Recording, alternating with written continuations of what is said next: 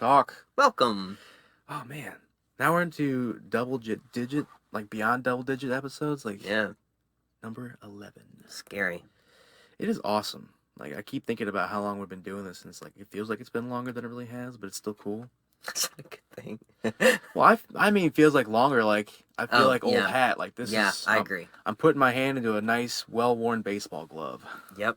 Yeah. Gonna play catch with my best friend. Yeah. Yeah, that's nice. No, I agree. On that end, I sometimes think we've done many more, and I think some of that is because we're researching a few shows at a time. Oh man. So it's like it starts to all blend together. As we'll get into today, we, had narrowed into a topic, and then it kind of went one way, and then another way for yourself in particular, which is fine. I think it's awesome because it just gives us that much more to think about and consider for our perspectives. Yes. And this one's different. We're not diving into the news like we did last. Our last episode was great. I think is a nice way to cover several different things, but now we're getting off of what you're reading about every day into something that hopefully interests you from our take on things. Yeah, so, we'll get back into it in a minute here, but we've been keeping our eye on the Hong Kong protests. Sure. And that was kind of like a thing we thought we would talk about, and I think that just what it turned into was Hong Kong, protests, because there's been a few, and we'll there's get some into history. some of that stuff. But first, how was your week? My week was great. Yeah, I had a lot of good things going on at work. Family's pretty healthy. We're setting up a cool house bunk bed setup for my kids. So cool. I said set up twice because I'm literally gonna be setting it up twice, but that's okay because if you're gonna do something, you may as well do it right. Yep. So week was good. Time's flying fast as can be, and we're already doing we did the trunk or treat thing on Friday with Courtney's mom and the kids. Oh, cool. Went over down the road here, Yeah, guys, and did that, and so yeah, it's happening, man. The freaking Halloween system. I feel like Halloween's an afterthought because you roll through all the stores now, and it's like Christmas. Yeah. And then then we'll skip over Thanksgiving too to some degree. I know. See, I'm huge on Thanksgiving. I'm not so big on Halloween. I get it now with the kids. It's fun. Fun for them. It is. And I'm going to go ahead and just be honest. My kids are too young to eat all that candy. So there is some personal benefit. They need some help. They need some help. That's right. Daddy likes some Reese's. Oh, man. That's all I'm saying. Yeah, I mean, And my Crunch kids love Bar. them too, and they claim them. They're like... Underappreciated candy bars. I think that's a Crunch. worthwhile segue. I like the Crunch Bar. It's rarely seen anymore at the store on the checkouts. I don't know what's happening. There's like 4 different Snickers, 2 different Milky Ways. It's because people, it's underappreciated in the sense that it's fairly simple, yet very satisfying. I know, but there's like 4 Hershey's bars. Yeah, I don't like that. I don't either. I'm not a big Hershey's fan. I feel like that's blasphemy. I love the guy.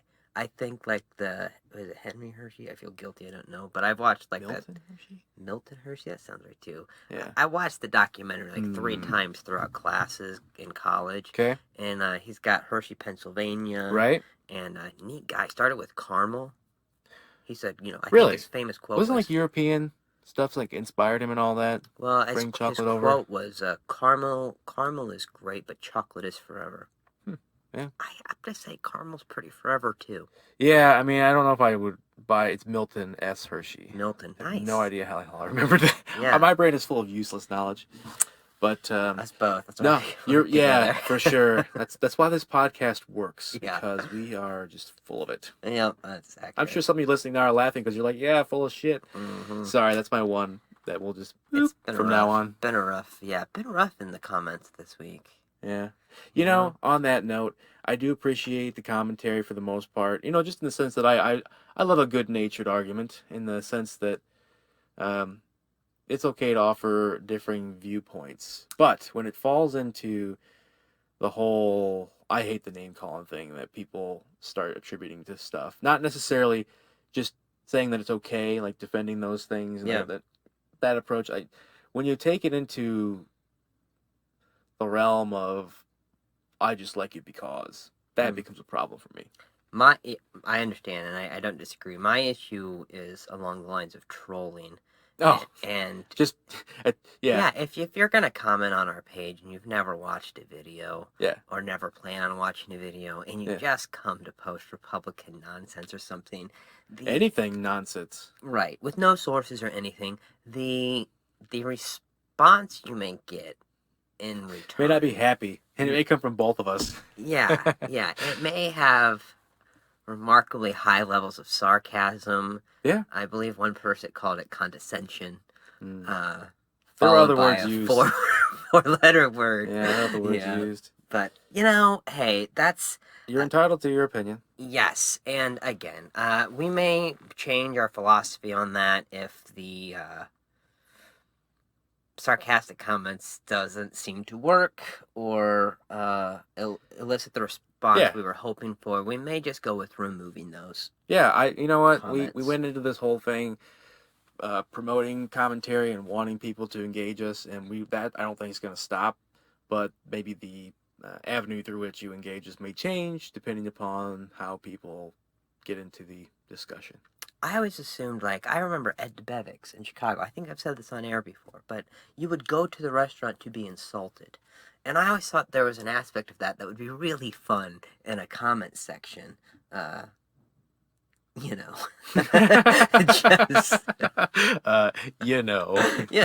I think people come there and they say, hey, the hosts are smart guys that are highly sarcastic, and we want to poke the bear to see what kind of response we get. I felt like that is what was going on in some regards with the trolling. Sure.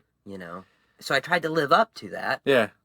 To the best of my ability. And sometimes the hole is dug for you, not necessarily by yourself, and therefore then you're looking up and you're like, okay, I'm just gonna stop this nonsense because these people don't. There's no winning, right? If you're just gonna sit there and start throwing out bull and not allow any thoughtful commentary, then at that point, like you said, you shouldn't expect us to sit there and just take it. So, yeah, we'll leave it at that.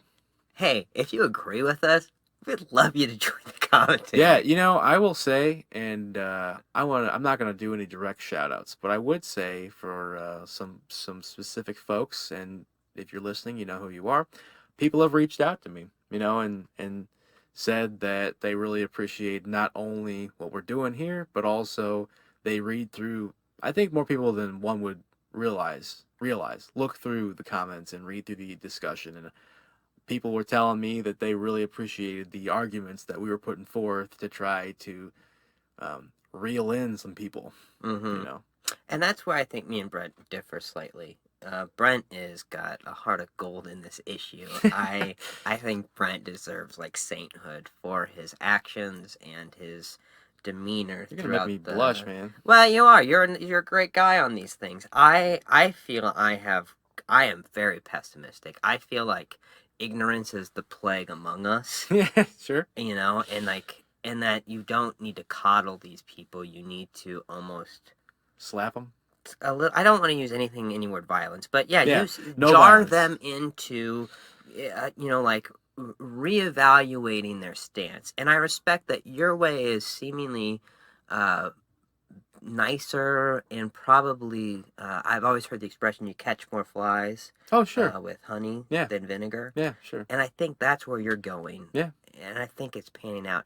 I don't know if these people want... I'm going to use the word saved. I'm going to go ahead and put it that way. Sure, you could put it that way. Yeah, because that's what it feels like. It feels like there's just this... Somehow, people we've loved and cared about have been taken over by these idiotic ideologies that are baseless and factless, and these people seem like they've become devoid of reasoning and abilities to find logical sources and look at big complex issues. Pushing things, forcing it through. It's like reading between the lines, but forcing things to come out of that.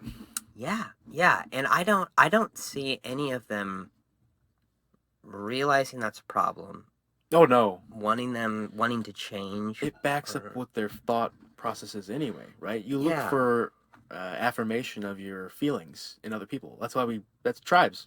And I don't... If you're bitten by that bug too, I mean, it's hard to get out of it. It's like cults. Why are cults so successful at keeping people in? Because you get indoctrinated. Yeah, and again, Chelsea likes to push back and ask me, like, what are my end goals? And again, my end goals is that people that I am somewhat harsh with would maybe stop and re-examine their philosophies rather than, I don't know. I think like there's three options on the table. I think yours is to kill them with kindness. I think mine is just to to kill them. That's not where I want to go. No. Mine is just to be blunt, unapologetic, gloves off. You have idiotic ideas. Call a spade a spade. Sure. And Okay.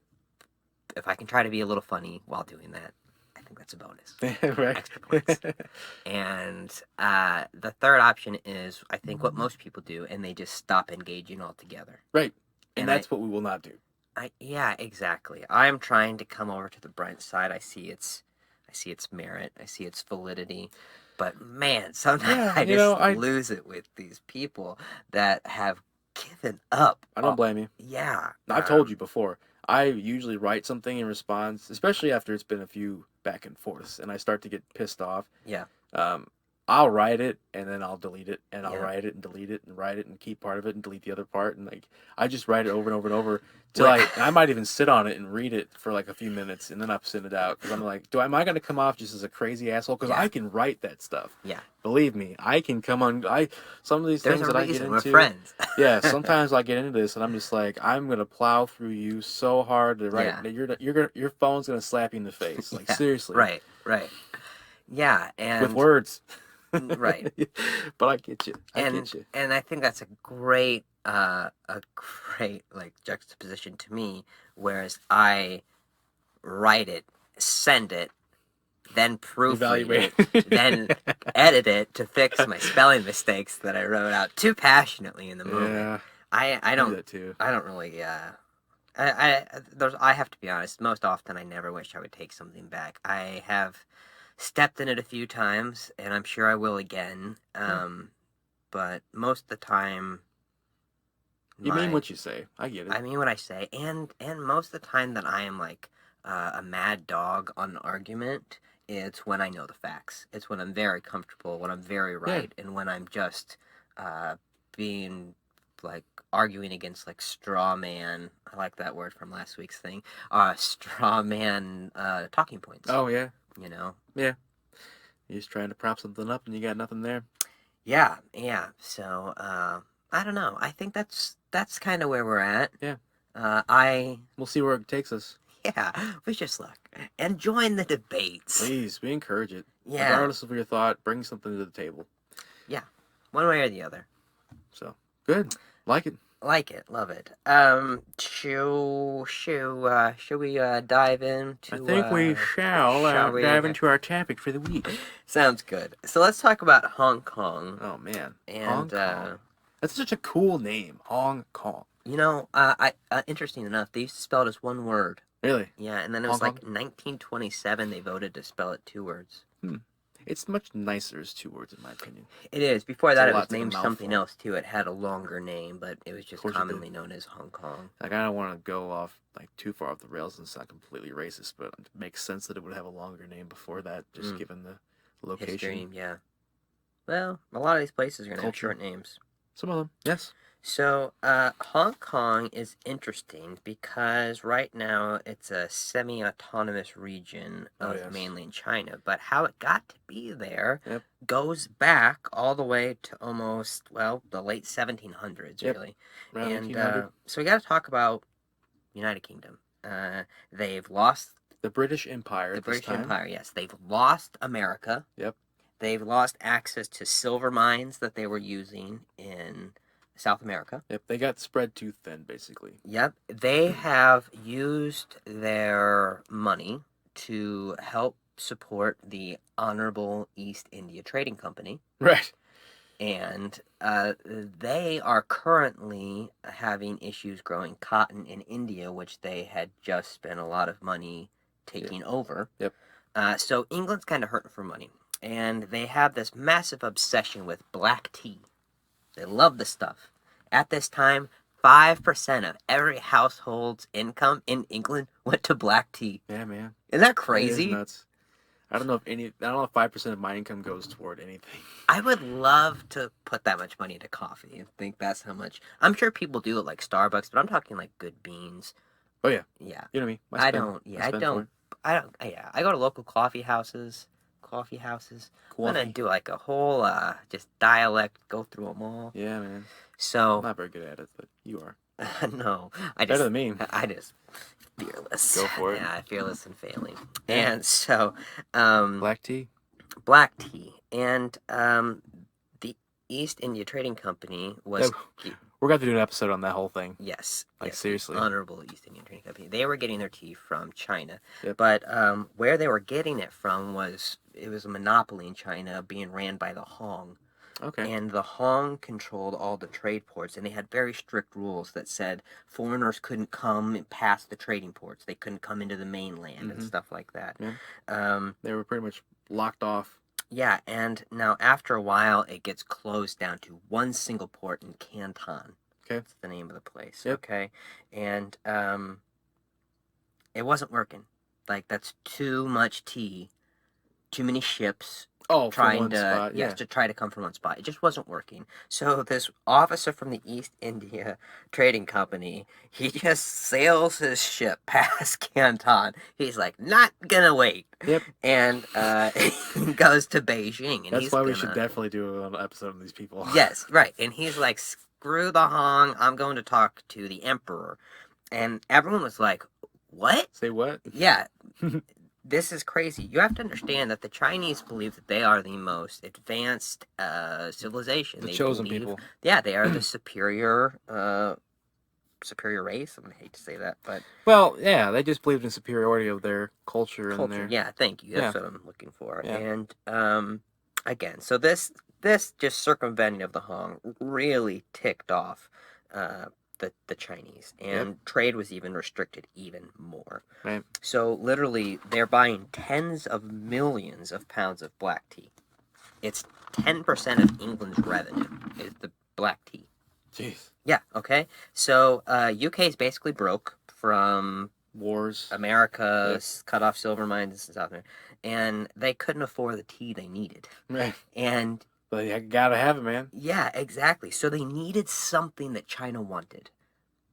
Entice them. Entice them. Yeah, it was just such a huge trade discrepancy.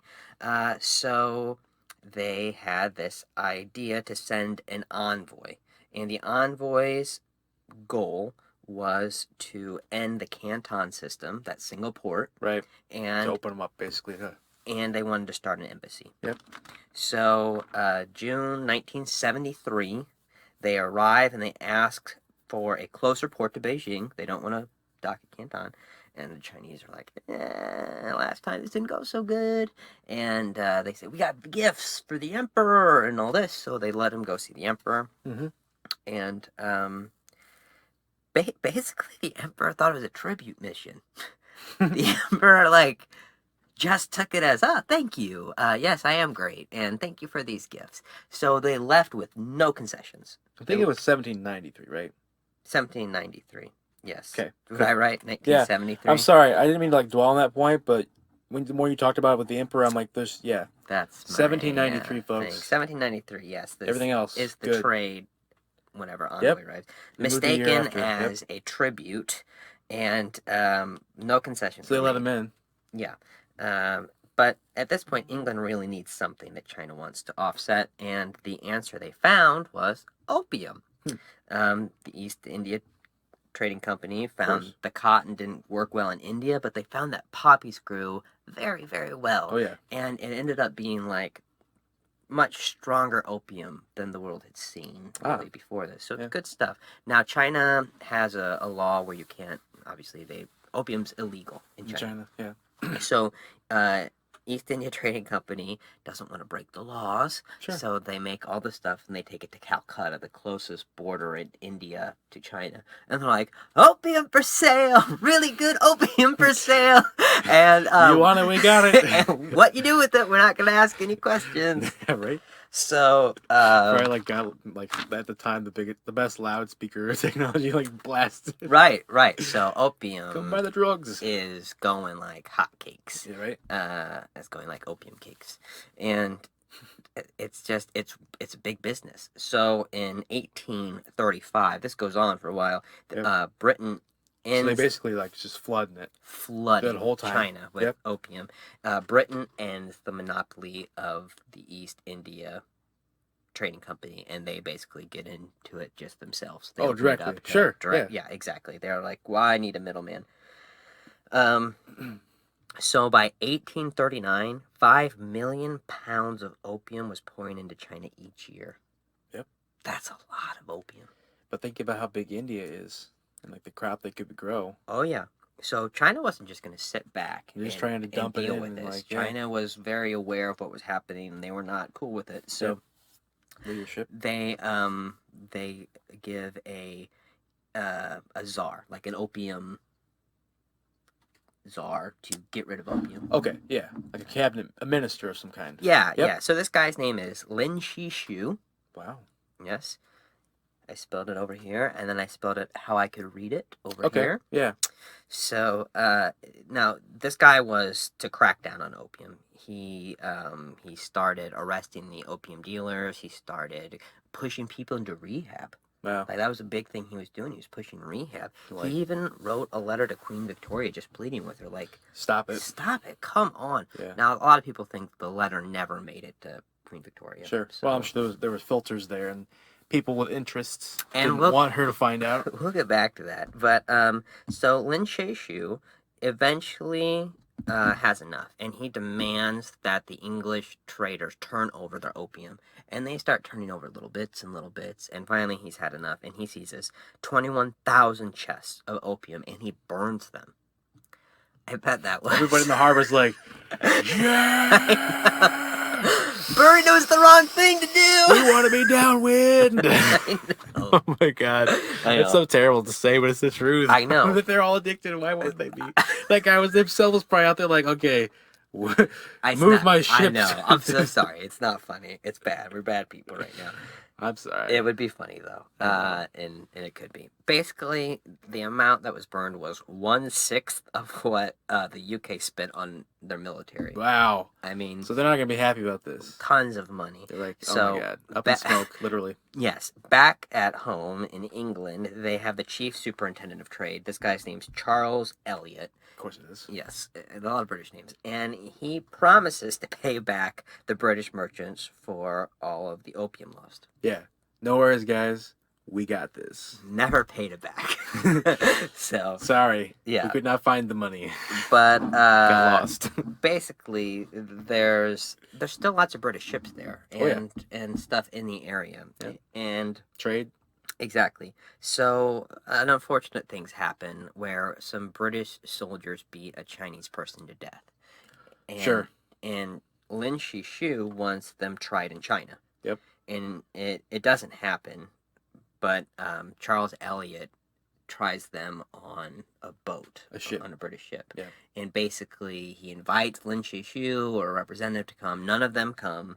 And he's like, this is defeating the purpose. Like, Lin Shishu wanted to show them that there was laws in China and you couldn't. Right. So you can't just do your own thing. He cuts off all food to the British, and he poisons the local water sources. Wow. Yeah. This guy does not mess around. And, like, if you look up Lin Shishu, he is, like, talked about as uncorruptible, like, high moral standard. Wow. I mean, right guy for the job, I guess. Yeah. So, sounds like he may be meeting an untimely end, though. The British retreat to a small island. That island would be Hong Kong. Ah. Yes. It's like, damn it. What are we going to do? So Lin Shishu says that the British can dock and get food as long as they sign agreements saying they will follow Chinese law and not sell opium. Seems pretty fair to me. Yep. But the order was already given for the British not to trade. Yeah, definitely don't do that. Yeah. So, November 3rd, 1839, okay, the Royal Saxon approaches a blockade and makes a run for it. Not totally clear what it was doing, but it fires a warning shot. And so the Chinese hears the warning shot, thinking it's a real shot.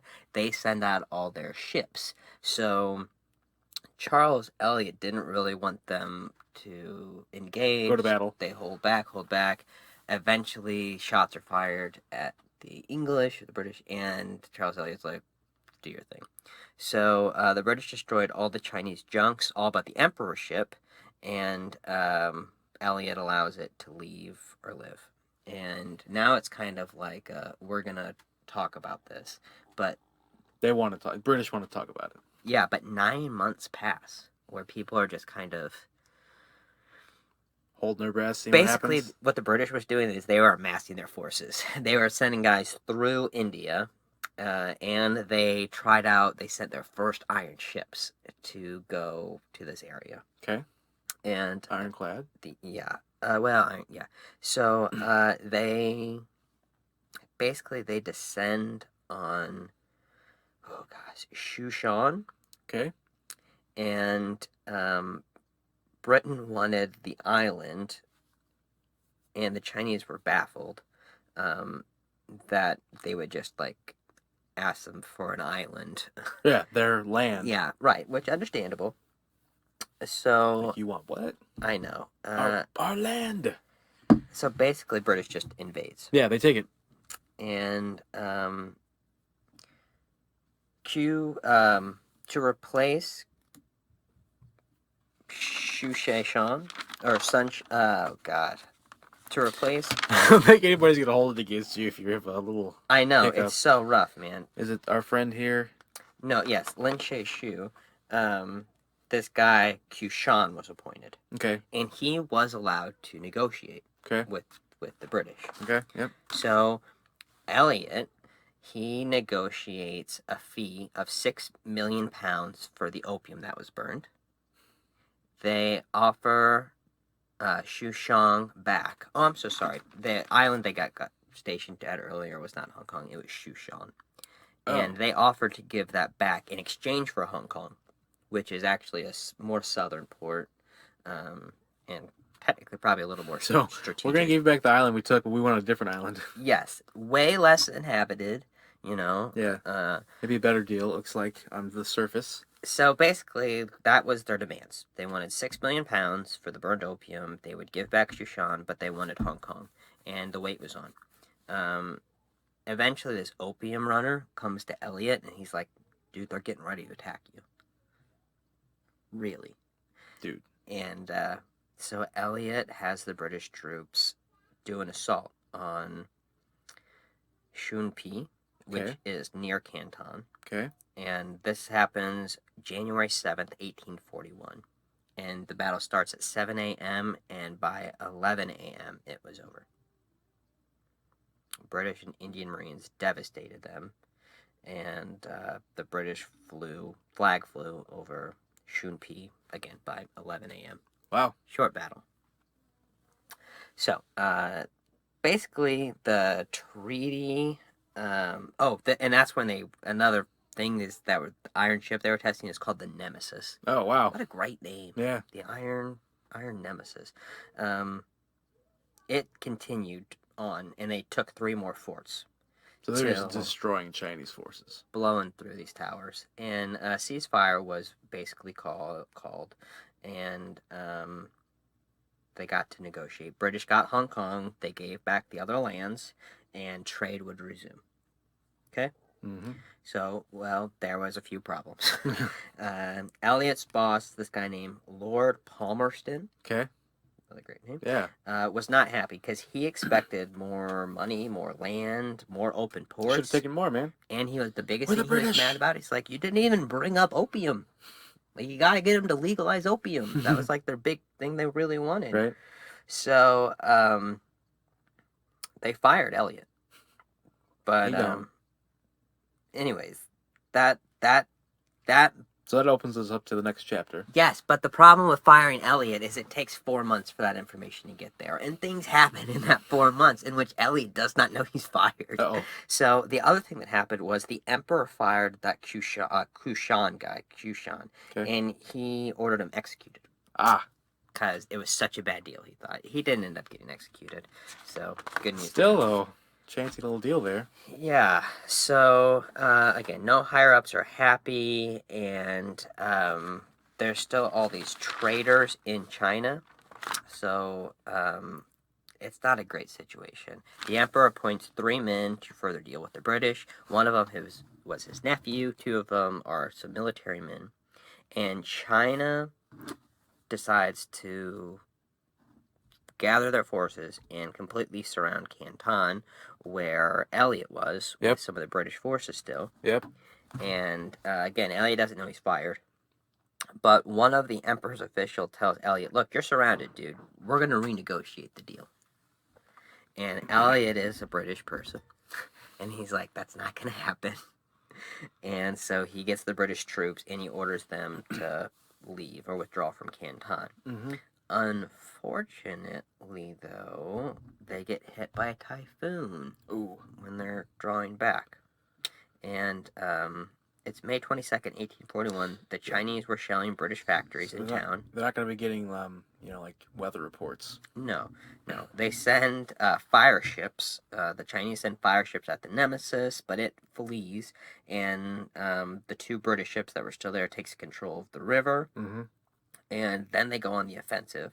The Chinese eventually give in, withdraw. They pay an indemnity for starting some crap. Oh, they shouldn't have. Yeah. And and again, when they're fleeing, this is when they get caught in the typhoon. Elliot's ship is destroyed, so he actually has to start swimming towards Hong Kong. Jeez. He looks behind him, he sees a ship. It's a Chinese ship. The Chinese are coming to attack Hong Kong.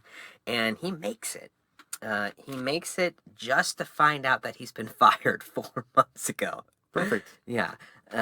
So he's replaced with these men who are dead set on extending the rights of the British Empire, no matter what. And now the British have a new stance where there will be no more truces, there will be no more ceasefires, there will be no more peace talks. And they started expanding north and east, emphasizing on forts along the way, getting closer and closer to Beijing. So on their territory. With no hopes for the Chinese that the land would be just given back this time. They knew they would have to either buy the land or it would be forever ceded to the British. Yeah. So the one thing that the British kept noticing along the way is at every fort, next to the dead, next to the cannons, in the guard towers and the barracks were opium pipes. The Chinese were literally afflicted with the drug that they were fighting against. Yeah. And like, man, it's just sad. Like, it's just How can you imagine fighting a battle if you're high on opium? And there's this rumor going around that the British didn't allow survivors, so they were all like fighting to the death. I mean, it was just not a great situation. Yeah. So yeah, the Chinese were weakened by the drug the British had sold them, and most of the Chinese army was addicted to opium. Wow. Yeah. Now, Shanghai gets taken in June of 1842. Yep. And then Zhenjiang. And then in July, the Nanking is like the last big city stronghold that they had. Yeah. And why it's important, or why it was make or break, is it sits on the mouth of the Yangtze River. Mm-hmm. And that's where Beijing gets all their food and everything from. So if the British get... They could take that, it's there. They could squeeze them off. Yeah, and so, but no big battle ever comes at Nanking. This doesn't happen. The emperor sends an official, and in August of 1942, the Chinese conceded. They agreed that $6 million jumped up to $21 million. Of course it did. And they got more ports open. It ended the Hong monopoly in all the ports. Right. For the trade and embargo thing they had. A consulate was to be built. Tariff rates would be negotiated, not set by the other country. Hong Kong would cede. Hong Kong was ceded in perpetuity at the time. Right. And the people of Hong Kong would operate under British law, not Chinese. And the 2 things China would never agree on was Christian missionaries and the legalization of opium. All right. Which sadly kind of leads us into the second Opium War. Yeah. So because the Brits weren't going to accept that.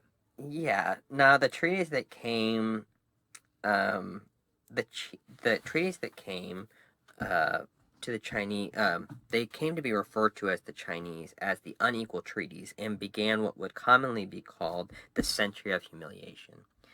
In this time, China's dealing with a lot of civil unrest at Internal home, issues, yeah. Attacks by Russia, and so like they're not in a good spot to deal with the Brits. Right, and so it's 1856, and the relationship between China and England are still not great. England is operating at a trade deficit to China, and they're actually drinking more tea.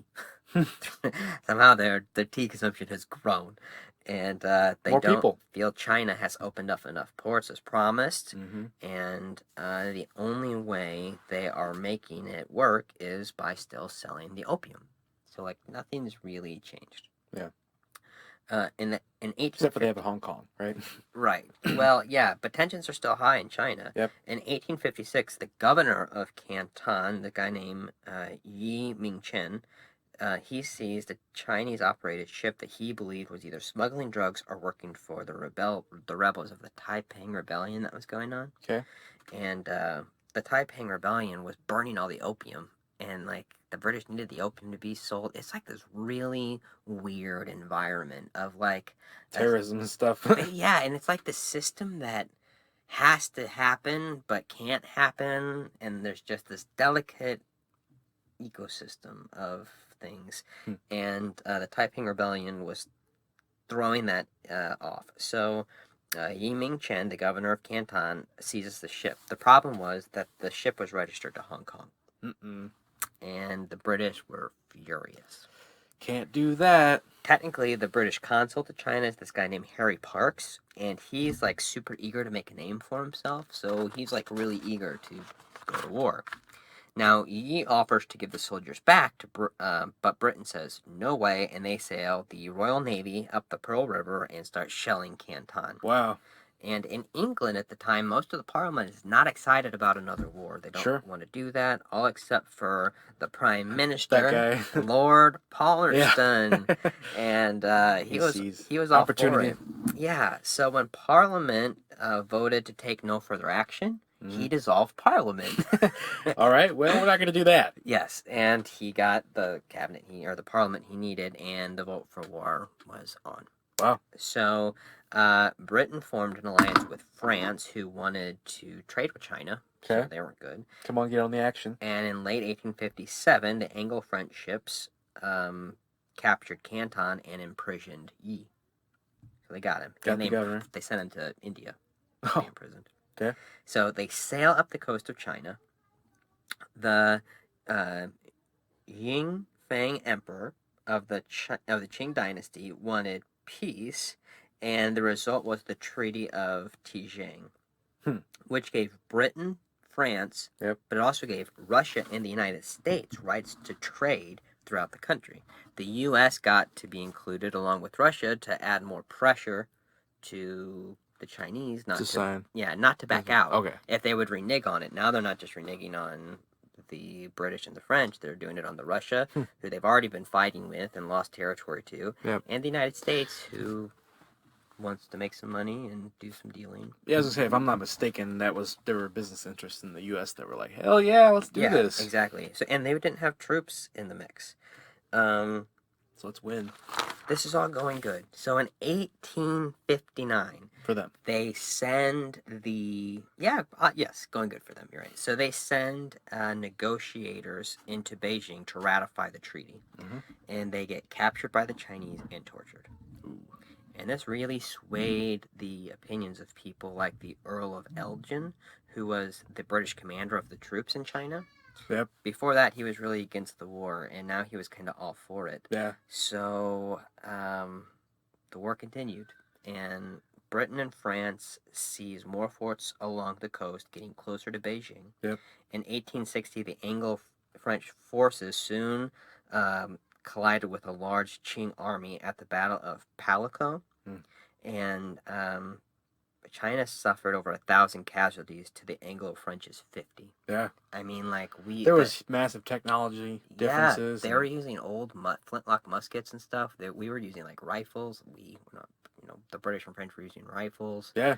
I mean, the difference of yardage they could shoot were insanely different. Right. The troops from the British Army in particular they're more seasoned. Like they're trained. Oh, and that's the other thing. The British Army is the British Army. It's well regulated, it's well trained, well funded, well fed, and so the Emperor flees, and he leaves his brother Prince Gong to negotiate with the Europeans. Okay. So the Anglo-French forces move on Beijing. They're allowed in. The Allied forces move in, and they looted the Emperor's summer palace. This is kind of a big thing. Yeah. And they found that several British envoys had been killed. Oh.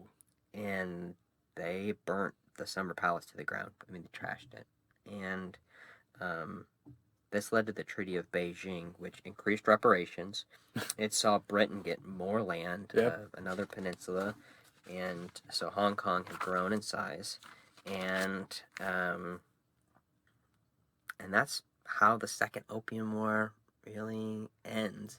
Now, the thing that's big about that is that palace they destroyed is still destroyed. It serves as a tribute and a reminder to the Chinese that this happened.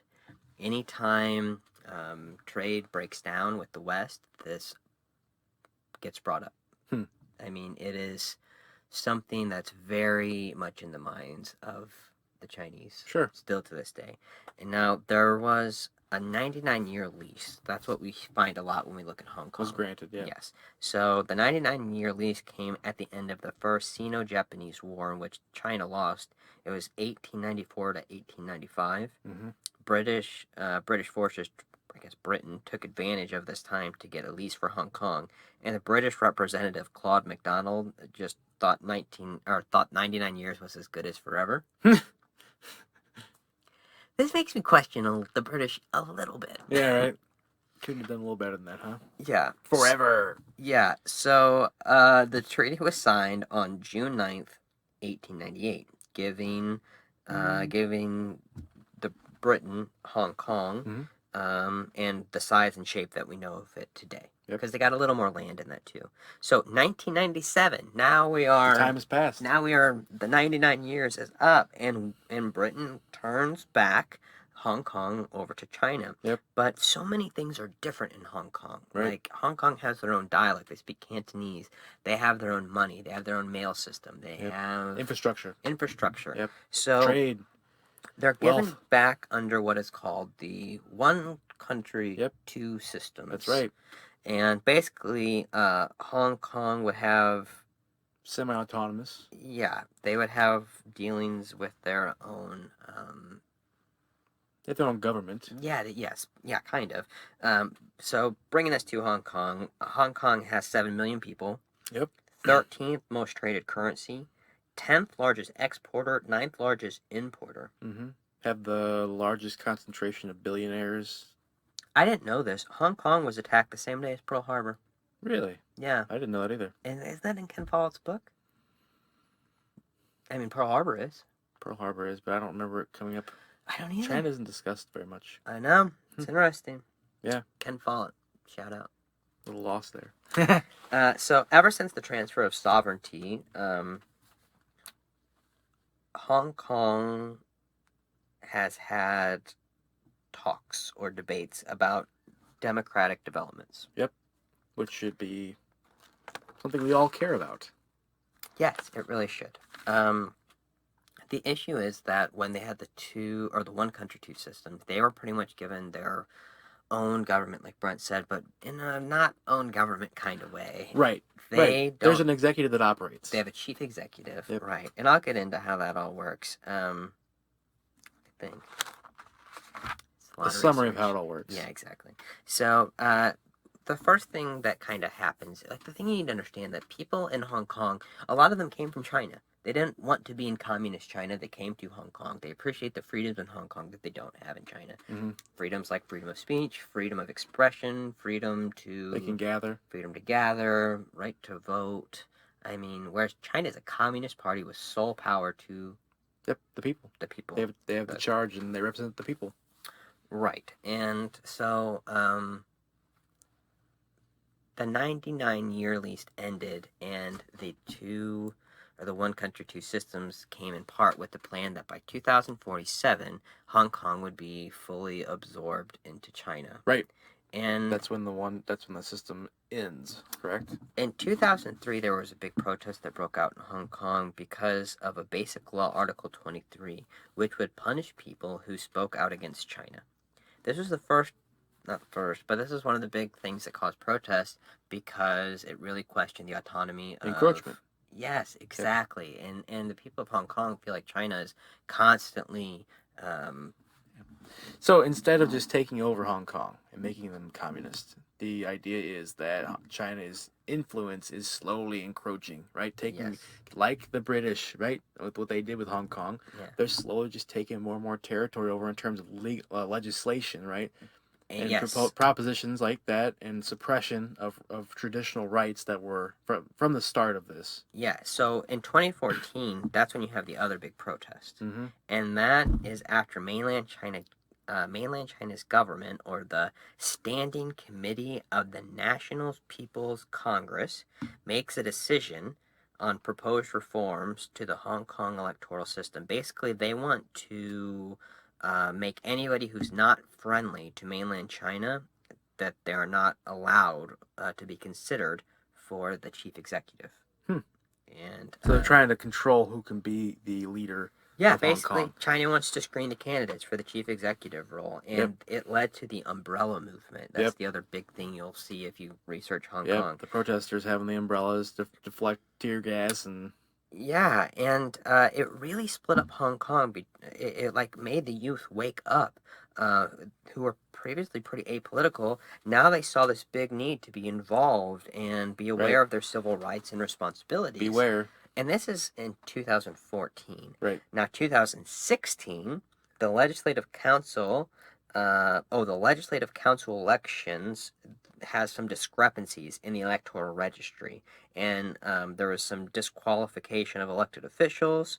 And this is at the West Kowloon high-speed rail station. Okay. It's in this region, and this is the region that connects Hong Kong to mainland China. Okay. So this is kind of, they're saying it did not seem like they were all Hong Kong rules. It seemed like China rules, because there were some national laws being violated, and they fit China's laws, but not Hong Kong's.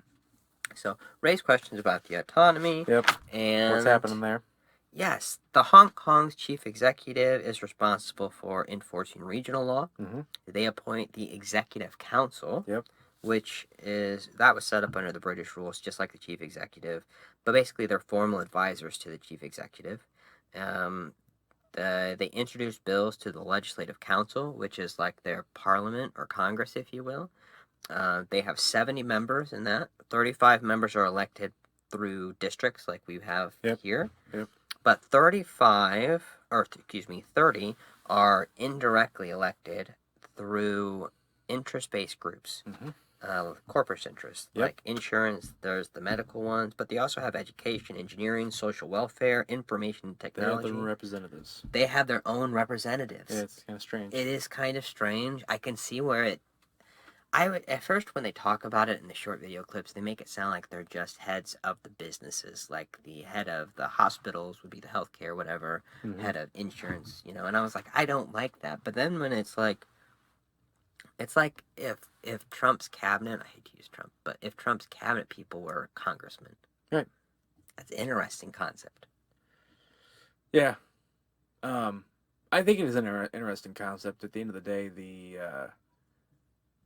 I don't know. It worries me. It's sort of like with what we say about corporations, where they're technically they have the same rights as a person in many regards legally.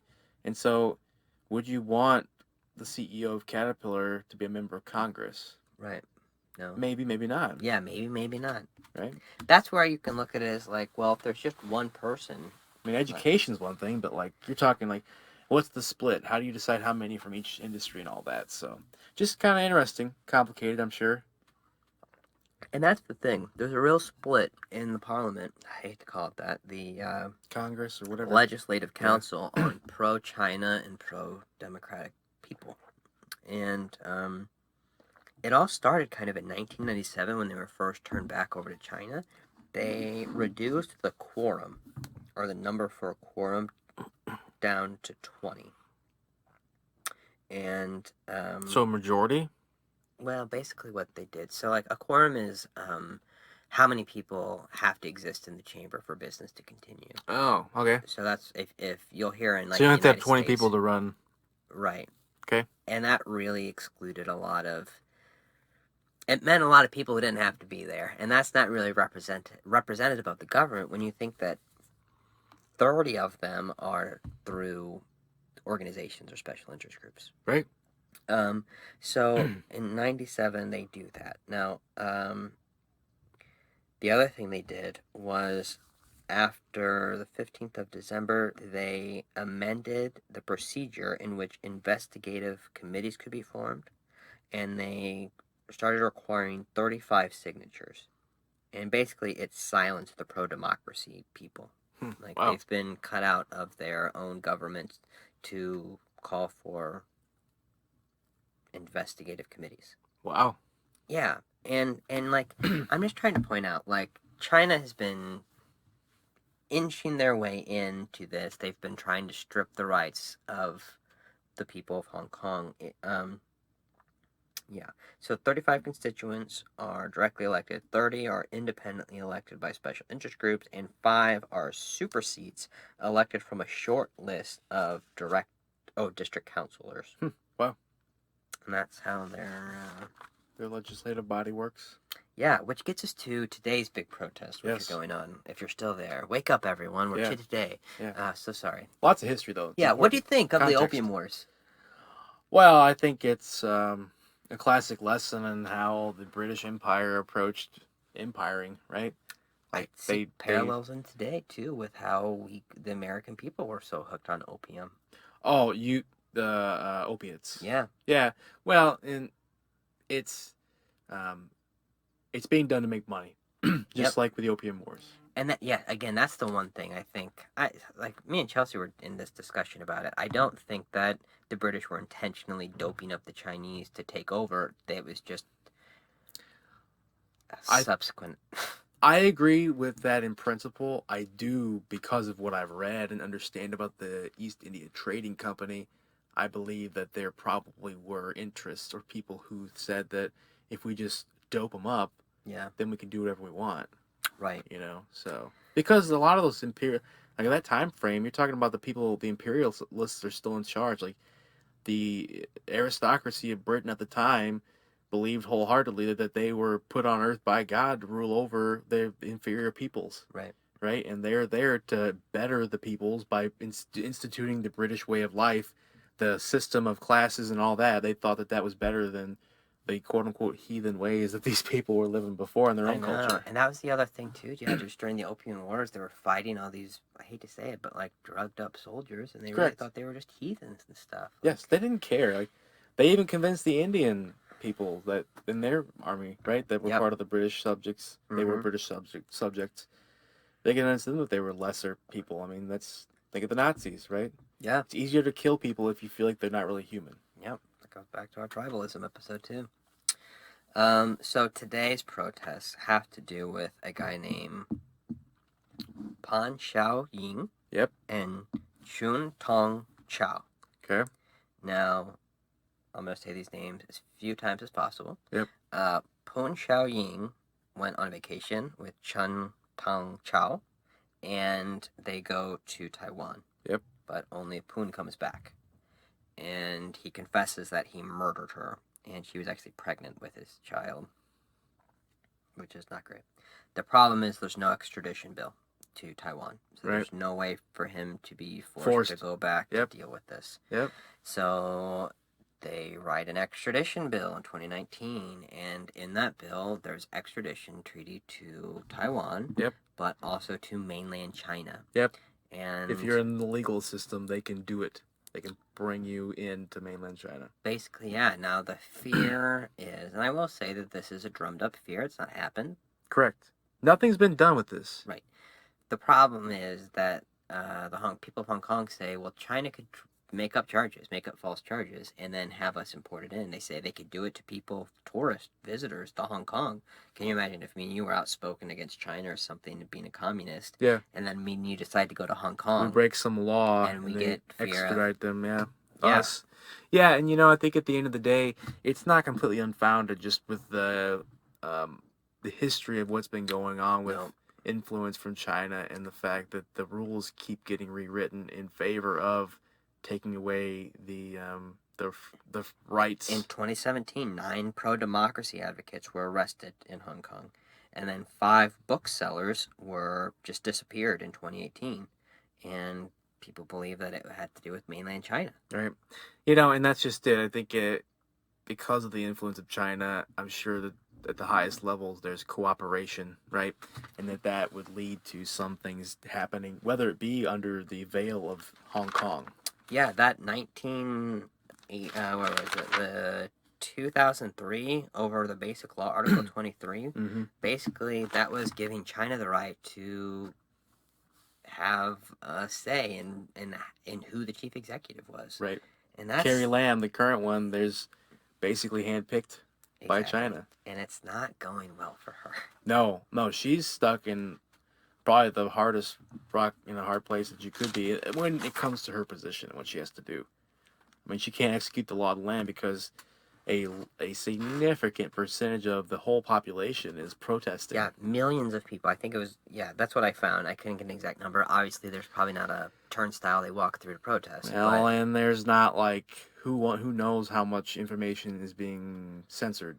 Well, yeah, We don't know. seriously, because that's happened before in Hong Kong. CNN's been censored in Hong Kong. It's still China. There was a big SARS outbreak in Hong Kong that really slowed economic stuff down. That was in 2014, I believe. Wow. And the problem is, China wants Hong Kong for its economic prosperity. Yeah, yes, they have the largest number of billionaires. Just the fact it's a massive. Here, I've got some interesting tidbits about Hong Kong itself, but it's basically a massive place where there's tons and tons of rich people that proliferate there. There's a lot of income inequality. Yeah. Which and probably led to SARS. And so, because of the trading, because of the massive number of rich people there, and the established infrastructure of that, those mechanisms, right, that allow for prosperity, China would love to just take that over completely, have complete control of it, and then that just becomes under their wing. Now, we can't forget, Hong Kong today is part of China. It's still, maybe one country, two systems, but it's still, they're Chinese people. Yeah. And Hong Kong feels very different about that. I mean, at the Beijing Olympics, Hong Kong had their own team. Correct. They want to be represented as their Thailand, isn't it? Yeah. Yeah, that's another really touchy subject. Yes. And I don't want to go down that rabbit hole, but basically they want to be autonomous to the extent that they're their own country. And so I think that, today's protests really are about that, the fact that what's the end game going to be, right? They're protesting, and it's been getting more and more violent. They had people killed. Yes, and that's why people bring up the Tiananmen Square protests that happened in '89, where a bunch of students were basically protesting and the government just indiscriminately opened fire. I mean, just started killing people. And then you see the man who stands up against the tanks. Yep. And that's in Beijing. Yep. Okay. In China. In China. The fear is that the People's Republic or whatever, the Chinese armies get sent into Hong Kong. Right. What does that do to the infrastructure? What does that do to business, state of How hard do they fight? You're going to have a war in your own country? There's 80,000 American nationals that live there. They're going to leave. Expats. Yeah. For sure. And so, and it's a very interesting thing to see how it will play out, just given the fact that China's not going to allow this to happen. In terms of the protesters will not make it autonomous. They will not make it its own country. They will not get probably any of the rights that they're trying to fight for. But the thing that I push back for the people of Hong Kong is that their rule says they will have it up until 2047. Right. That time has not come. No. There are 5 demands that you see. Yep. They don't want the protests to be called riots, right? Yeah, withdraw the extradition bill. Yep. Retract riot, nature of protest. Yep. Release and do not prosecute protesters. Amnesty for the protesters, yep. Establish independent committee to investigate police brutality. From the protests, yep. Yes. And implement genuine universal suffrage. That's the sticky one. Well, that's the biggest sticky one. Everything else, they could probably, polish a turd on. But the fact is, they've already withdrawn that bill. Like, it got shelved for a while, then they withdrew it completely. But so they did that. They've got another 28 years roughly, where they're gonna slowly keep encroaching, and this is where July 1st is when it ends. July 1st, 2047. And you have to realize that this is why it's important to people, Americans especially. Like, we fought and understand what it means to protect your rights, but that's just it. Is Hong Kong in a position, and I mean, the world's different today. They're not across an entire ocean, right? Is this movement gonna create its own thing? Because no, China's gonna come over. They're gonna bulldoze everybody, wipe it out. They're gonna take it over. Well, I mean, but what does that do then? How many people are gonna leave? Ruin it. Yes, people. It won't be the Hong Kong that it is today, and it will. I think that's why it'll be interesting to see how it plays out. To see if China can find some way to establish somewhat of a middle ground, in that they keep up probably what will be a sham of independence. But I don't know. I was just looking for these pictures of protesters and just some of their quotes. They say the mainland government is already pushing their agenda. Mm-hmm. We are just fighting to keep the rights we already have. Yep. We still have a chance to make a difference. I don't know. I mean, what's the goal? They get all their democratic rights and then they give them up willingly in 2047? I don't see that happening. So that's where, I don't know, I just kind of visualize this like fork in the road, where either the protesters and the vast majority of the people in Hong Kong decide that they want to be a country and fight it out. Now that's going to be devastating, because again, it's going to, same approach to what happened with the colonies in Britain, right? Or they find a way to create peace now, right? And live with it. Things, try to, I don't know what the end game will be, right? If they let the protesters like free, they probably won't. Like, how does that play out? But a more peaceful path, I guess, is what I would say. Yeah. If the majority don't want to like fight a war of independence, and then they go with, we have to operate within the system that we have today, then 2047 rolls around. Yeah, I mean, so the problem too is that the number of pro-democracy seats is growing. From 2000, I think it was around 21, and now it's 22, and there's 6 more that are just unfilled seats right now. Legislative? Yeah. In Hong Kong? Yeah, and I mean, where is it gonna go? I mean, technically they have the right to protest, they have the right to this, but that 2003 one, the article, basic law, article 1. Sure. Basically, the way they phrased it, it says the chief executive must love mainland China, and they must love Hong Kong. Right. But China comes first. Yeah. So, I mean, it's China, like you said, they own Hong Kong. I mean, I don't know where this goes. It's good. The ideal situation for China would be to find some way to lock in a certain like basic Bill of Rights, to use our Constitution's technology. Not gonna happen. No. Yeah, I'm just saying. I agree. If they were to do that, and lock it in and say, but they establish we're in charge, guys. We're meeting you in the middle and maintaining this. Here's your basic rights. But I think with extending those to people, there will be certain things that people have to give up in order to be allowed to maintain that. Because that's smart, because then they'll probably, extradition is probably one of them they would put in place, like, you're our people, we're going to get you if we need you or want you. And remember, it's almost like we're allowing you to be a democratic country. But remember, the communists are still hanging out over your shoulder. I don't know. I interrupted you. No, it's fine. It's good debate. I, I feel like I'm just repeating myself because I do just I could see it going where we all have the fairy tale that Hong Kong is going to get to be this independent and free country, and Yeah, they're going to right. get, and that's not, I just don't see No, how that's ever going to happen no. without a lot of fighting, or I don't know how it Xi happens. Jinping, Xi Jinping. I'm sorry, I butchered that, but the current Prime Yeah, Minister of China. Pooh Bear Ping. Yeah. Well, that guy, he's just like Putin in that he's trying to reassert the nationality of his country and grow it into something of a force for um, the next generation. Really, he's trying to set up the country. And you know why he's trying to do that, Brent?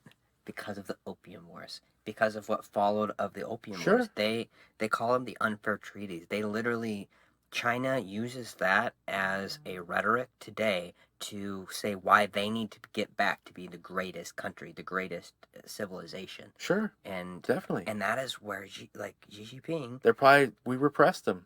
Yes, and they got embarrassed. That's Right. why they call them the unequal treaties. That's why they call it the 100 years of embarrassment. And they don't even want to Severe sit there embarrassment. and like I think they're wiping out the history related to the Cultural Revolution that brought back their entire civilization Yeah. hundreds of years.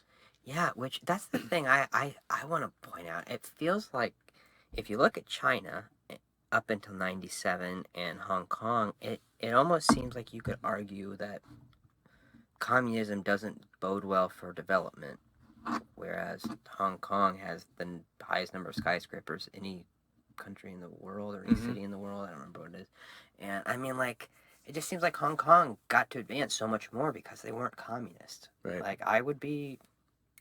Can you imagine if someone came to us and said, "Hey guys, you're gonna lose. Come to America." I was like, "You're gonna lose your right to protest." We wouldn't take it.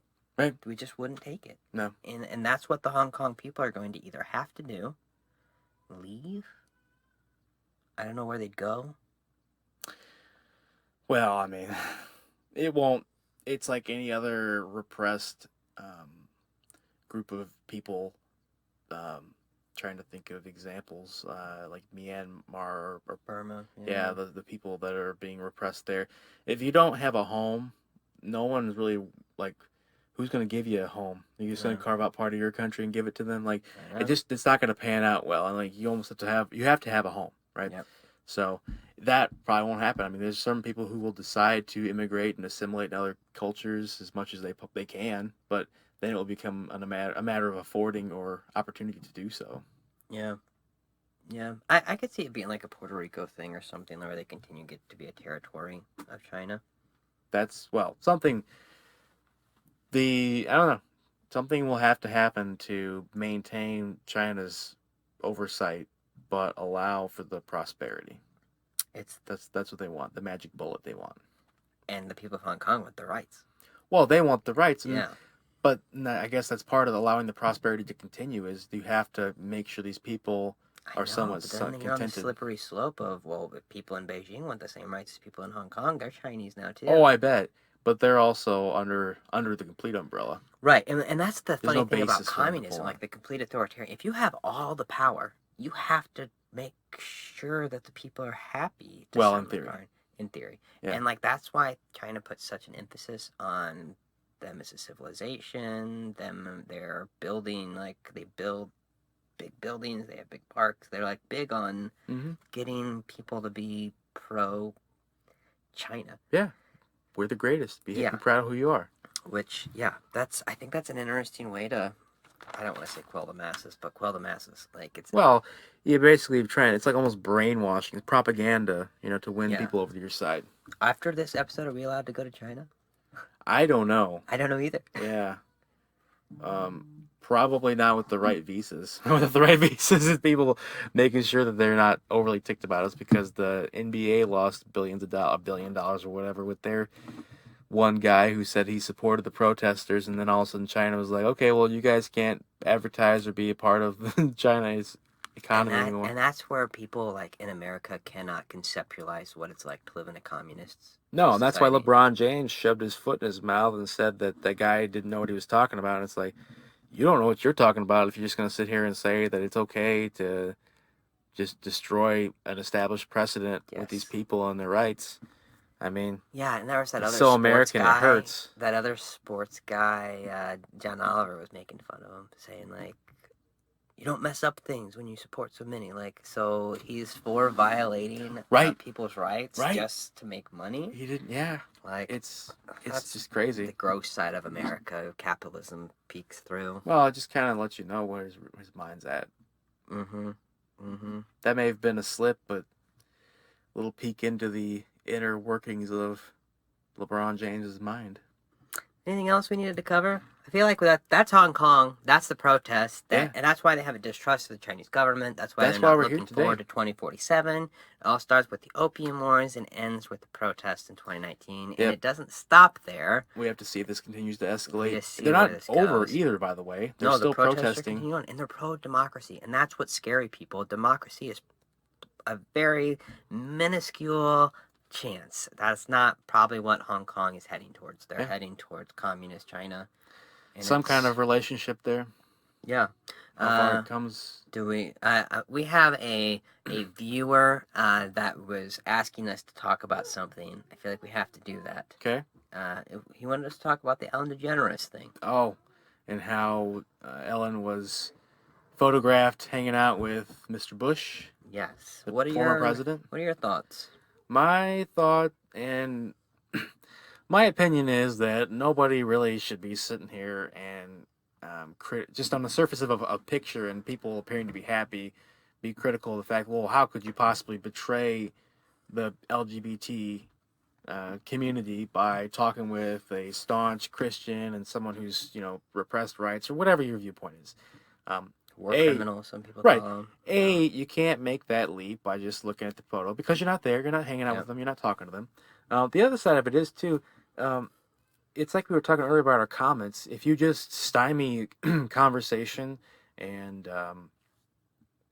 the ability to, like, state your case and have a, well-reasoning argument or discussion, then you're never going to make progress anyway. It's kind of like the tribalism thing that we talked about, and it's how do we get past our stagnation, people just fighting one another and never getting anything done. How do you bridge the gap? Well, you talk. You work things out. And you may never see eye to eye completely. And that's not the point necessarily. Like, if you can agree on some things and get, if you can get along, that's progress. Like, we shouldn't just be out to get one another just because you have a different viewpoint. Yeah. Your thoughts, sir? No, I completely agree. I mean, honestly, this is outrage culture at its finest. I think it's like... people looking for a reason to be mad about it. People looking for a reason to be mad about it, and it doesn't make sense. It doesn't seem like there's anything there to be mad about. What the heck does Bush have to do with anything? Like, what bad is it doing? Harm is it doing? Yeah, he's not president anymore. I mean, and I don't want to get into that thing, but it's illogical. It's illogical to me. Mm-hmm. If she was friends with Donald Trump or something, I could see there may be a little more pushback.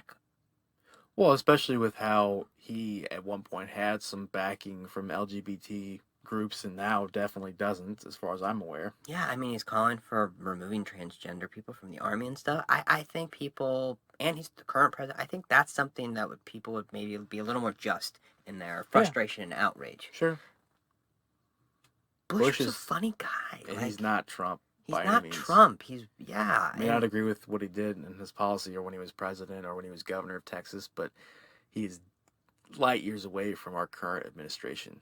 Yeah. So that's our take on that. The one thing I was going to say, similar along those lines, is we bring up the Conways every now and then here. And George, Kellyanne's husband, is a conservative lawyer. But he called the White House's rejection of the impeachment just baseless. Mm-hmm. And I thought that was interesting. I know. Well, yeah. And that's two people who get along. And there was that Georgia guy, I think, or Louisiana guy, bald guy, super conservative politician. He was married to a Republican. Sometimes it takes opposing views to make things work. It often takes opposing views to make things work. Well, and you can agree in principle, but not agree on certain topics. That's why you can have a Republican household that still, like the Conways, that differ on their strengths. I mean, she works for the current administration and defends it to the nth degree, you know. So Yeah, I don't know. Maybe I'm wrong about the Trump thing too. Maybe it would be just as fine for Ellen to be friends with Trump, and I'm just. well, I think that friends is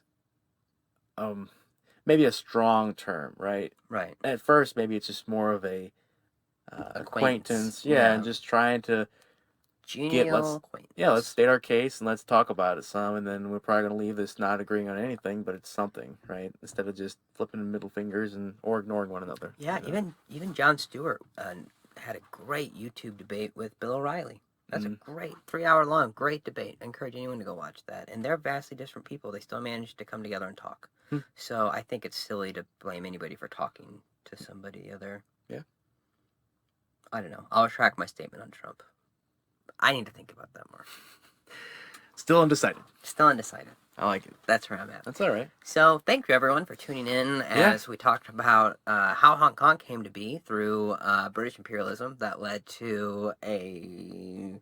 crazy system that we're dealing with today, right? Yeah, exactly. Quick overview of some of the protests in Hong Kong. Hopefully we've laid out for you why the Hong Kong people are weary of China and leery of giving up their rights that are duly given to them until 2047. Yep, and why you should care. Because Yeah. at the end of the day, this is where we were at.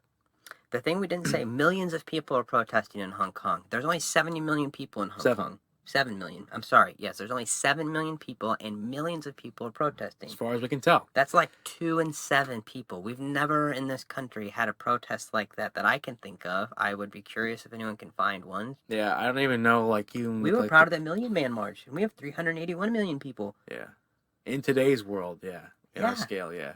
Yeah. So, yeah, it's incredible. They're united in this for the most part. The colors, by the way, I thought this was when we brought this up. Colors yellow are for pro-democracy, blue is for pro-China. If you see the colors. All right. Didn't know that. So, cool. Fun little tidbit. Yeah, thanks. Thank you, everyone, for tuning in. I have no idea what we're talking about next week. We'll find something good. Absolutely. Been looking forward to it, guys, and let us know what you think. Have a nice day. Have a nice week.